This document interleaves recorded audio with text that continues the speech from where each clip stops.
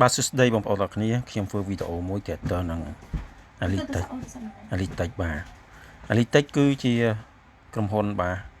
Alitech Global Company បាទក្រុមហ៊ុនគឺល្អមែនតើបាទបងប្អូនអាចចាប់ដើមរលុយជាមួយ Alitech បានបាទ Alitech coin បាទគឺមាន coin ផ្ទាល់ខ្លួនបងប្អូនអាចចាប់ដើមជាមួយ Alitech បានបាទនេះគឺជាអាស្រ័យដ្ឋានបាទអាស្រ័យដ្ឋានបាទនៅប្រទេសកាណាដាបាទនេះគឺមានអ្នកចូលរួមអ្នក follow ច្រើនបាទ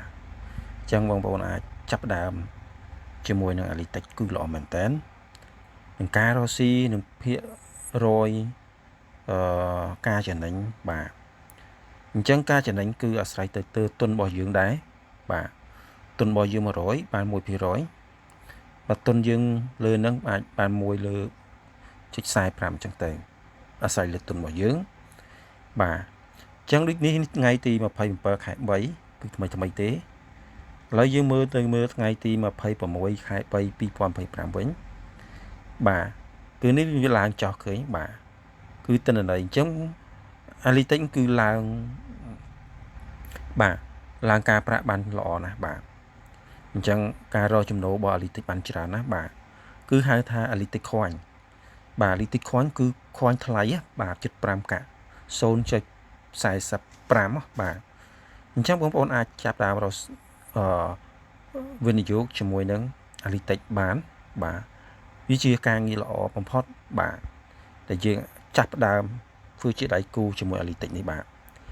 នេះគឺខ្ញុំបង្ហាញតាក់ទងទៅនឹងថ្ងៃទី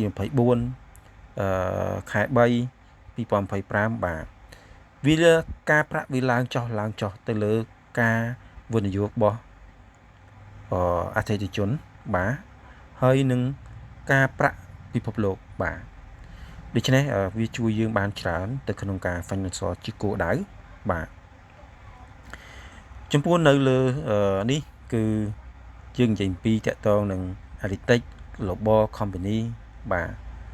គឺនេះគឺយើងវាមានជា report មួយសម្រាប់3សប្តាហ៍ម្ដងបាទយើងអាចមើលនៅលើនេះបាទអញ្ចឹងការឆ្លើយតបការអីគឺ Alitech ល្អមែនតើបាទនេះគឺនៅក្នុងនៅ BBC ក៏មានចុះដែរនៅព័ត៌មានតាក់ទងនឹង Alitech បាទចំជីមានអាជ្ញាប័ណ្ណពីអង់គ្លេសនិងកាណាដាបាទអញ្ចឹងយើងមើលថ្ងៃទី21ខែ3 2025ម្ដងបាទ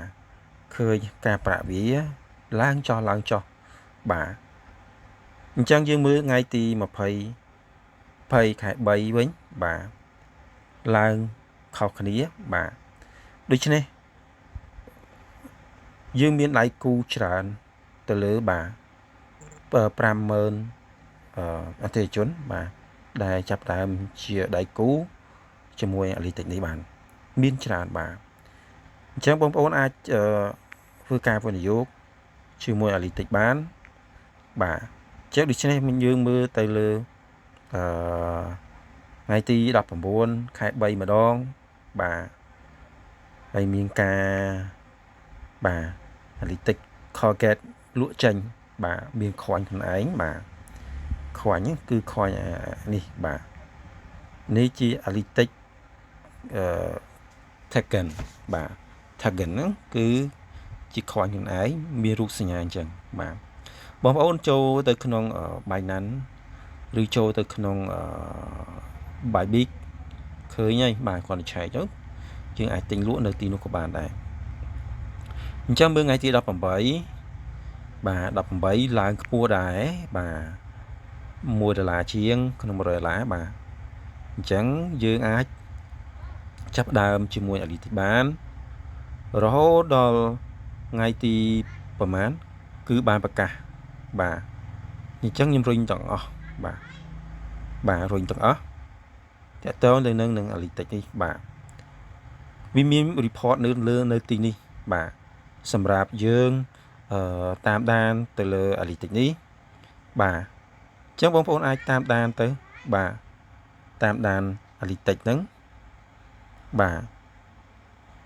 មាន report នៃការឡើងចុះច្រើនបាទដូច្នេះខ្ញុំបង្ហាញប៉ុណ្ណឹងតែការឆ្លើយតបគឺមាននៅទីនេះបាទទី27 media អូល្អមែនតើដូច្នេះបងប្អូនចាប់ដើមរកជាមួយ Analytics គឺល្អមែនតើបាទអញ្ចឹងខ្ញុំវីដេអូខ្ញុំមានតែប៉ុណ្្នឹងសម្រាប់បងប្អូនទាំងអស់គ្នាដើម្បីចាប់ដើមជាមួយខ្ញុំបាទប្រើ link របស់ខ្ញុំមានអីឆ្ងល់សួរខ្ញុំនឹងប្រាប់បាទអូខេអរគុណច្រើនអរគុណបាយបាយបាទ